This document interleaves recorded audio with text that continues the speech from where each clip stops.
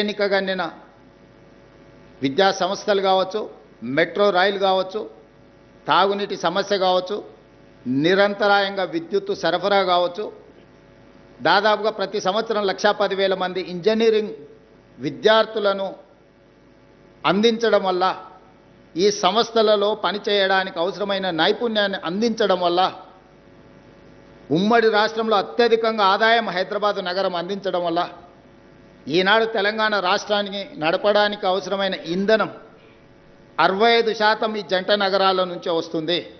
భారతదేశంలో highest per capita దేశంలోనే రంగారెడ్డి జిల్లా మొదటి స్థానంలో ఉంది పర్ క్యాపిటాలో. అంటే ఆనాడు కాంగ్రెస్ పార్టీ తీసుకున్న నిర్ణయాలు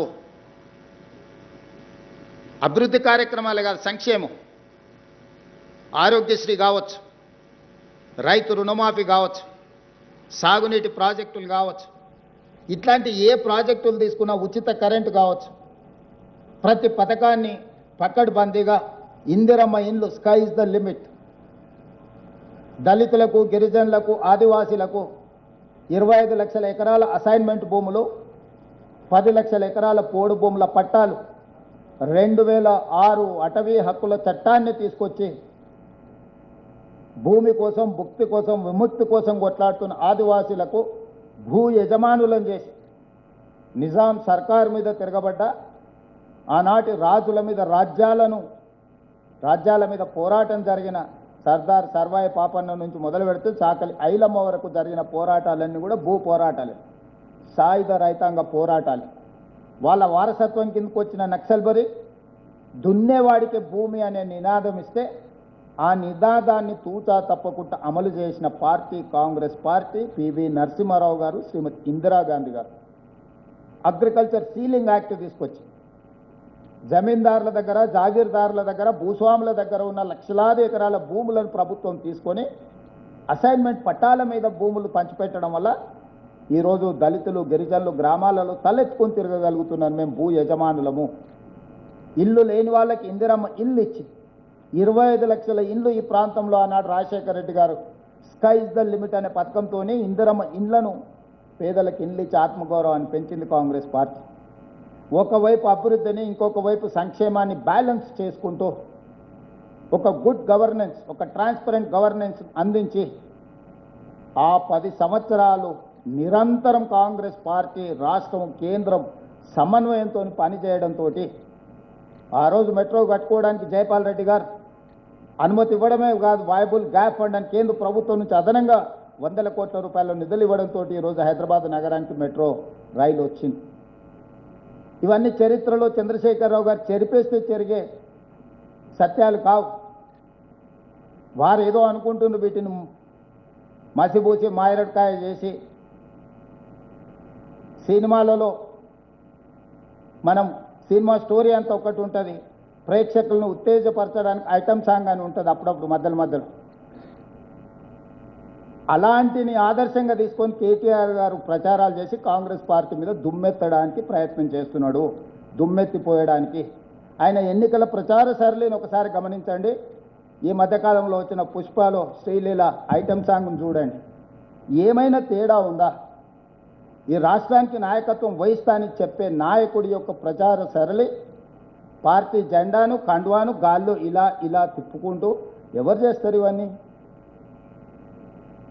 అందుకే మా 10 సంవత్సరాలు 2004 నుంచి 2014 వరకు జరిగిన సంక్షేమము, అభివృద్ధిని కొలబద్దగా తీసుకోండి, విశ్లేషించండి, ప్రశ్నించండి మమ్మల్ని. 2014 నుంచి 2026 వరకు ఆల్మోస్ట్ డిసెంబర్ 2023 వరకు వాళ్ళే ఉన్నారంటే ఆల్మోస్ట్ 10 ఇయర్స్.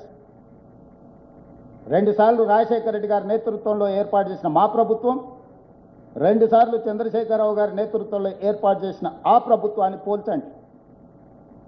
16,000 కోట్ల రూపాయల మిగులు బడ్జెట్, 69,000 కోట్ల రూపాయల అప్పుతో మేము అప్పచెప్తే చంద్రశేఖరరావు గారు నాకు అప్పచెప్పేటప్పటికీ జీత భత్యాలు కూడా మొదటి తారీఖున ఇవ్వలేని పరిస్థితి.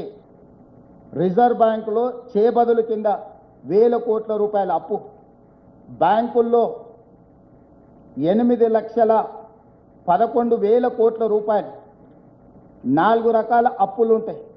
ఎఫ్ఆర్బిఎం పరిధిలో తెచ్చుకున్న అప్పులు, కార్పొరేషన్ సంస్థలకు ప్రభుత్వం గ్యారెంటీ ఇచ్చిన అప్పులు, కార్పొరేషన్ సంస్థలే స్వయంగా మేము కట్టుకుంటామని తెచ్చుకున్న అప్పులు, ఇతర విధానాలలో ప్రభుత్వం తెచ్చుకున్న అప్పులు, 4 రకాల అప్పులు 6,71,000 కోట్ల రూపాయలైతే పోతూ పోతూ చేబదుల కింద బకాయిలు పెట్టినాయి. కాంట్రాక్టర్ల బిల్లులు 50,000 కోట్లు పెండింగ్ పెట్టినాయి. ఉచిత విద్యుత్ సంస్థలకు సింగరేణికి ఒక 30,000-35,000 కోట్ల రూపాయలు బకాయిలు పెట్టింది. ఉద్యోగ రిటైర్మెంట్ బెనిఫిట్స్ ఒక 10,000 కోట్ల రూపాయలు బకాయిలు పెట్టింది. లిక్కర్ సప్లై చేసిన సంస్థలకు ఒక 5,000 కోట్ల రూపాయల బకాయిలు పెట్టింది. ఫీజు రియంబర్స్మెంట్ ఒక 8,000 కోట్ల రూపాయల బకాయిలు పెట్టింది.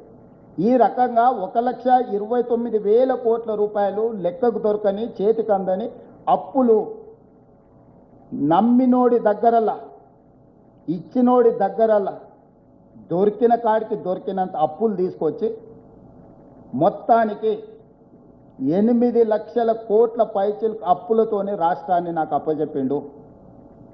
నేను డిసెంబర్ 7 తారీఖు నాడు బాధ్యత తీసుకున్న తర్వాత అప్పటికి ప్రభుత్వ ఉద్యోగస్తులకు జీతాలు ఇవ్వలే. జీతాలు ఇద్దామని ఎత్తుకుతే డబ్బులు లేవు.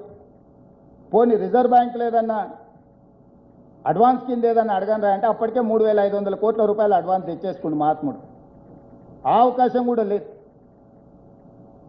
అంటే పూర్తిగా రాష్ట్రాన్ని దివాలా తీయించి లాస్ట్ థ్రెడ్ మీద తెగితే పాతాళంలో పడిపోయే స్టేజ్లో మాకు అప్పచెప్పింది.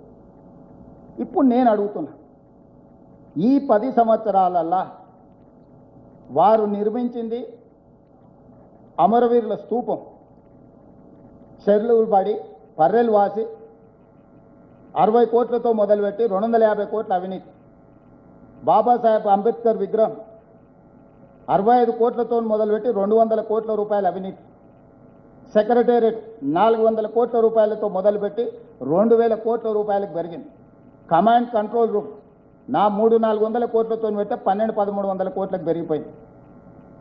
1,00,000 కోట్ల పైచీలకు 1,02,000 కోట్ల రూపాయలు కాంట్రాక్టర్లకు బిల్లు చెల్లించిన కాళేశ్వరం 3 ఏళ్ల కట్టడం కూలేశ్వరం అయిపోవడం జరిగింది. వారు కట్టిన కమాండ్ కంట్రోల్ రూమ్తో ఒక ఉద్యోగం వచ్చిందా? వారు కట్టిన సచివాలయంతో ఒక ఉద్యోగం వచ్చిందా? వారు కట్టిన ప్రగతి భవన్ అని ఆయన విలాసవంతమైన జీవితం కోసం బాత్రూమ్కు బుల్లెట్ ప్రూఫ్ అద్దాలు పెట్టుకున్న భవనంలో ప్రజలకు ప్రవేశం ఉండేనా?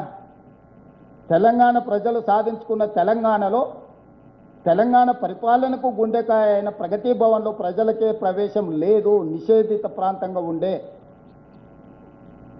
ప్రజా యుద్ధ నౌక గద్దరన్న పోతే ఎర్రటెండకు 3 గంటలు బయట కూర్చోబెట్టిన పరిస్థితి ప్రగతి భవన్ ముందు మనం కళ్ళతో చూసినాం. వీటి వల్ల కానీ కాళేశ్వరం వల్ల కానీ 1 ఎకరాకైనా నీళ్ళు ఇచ్చిండ్రా?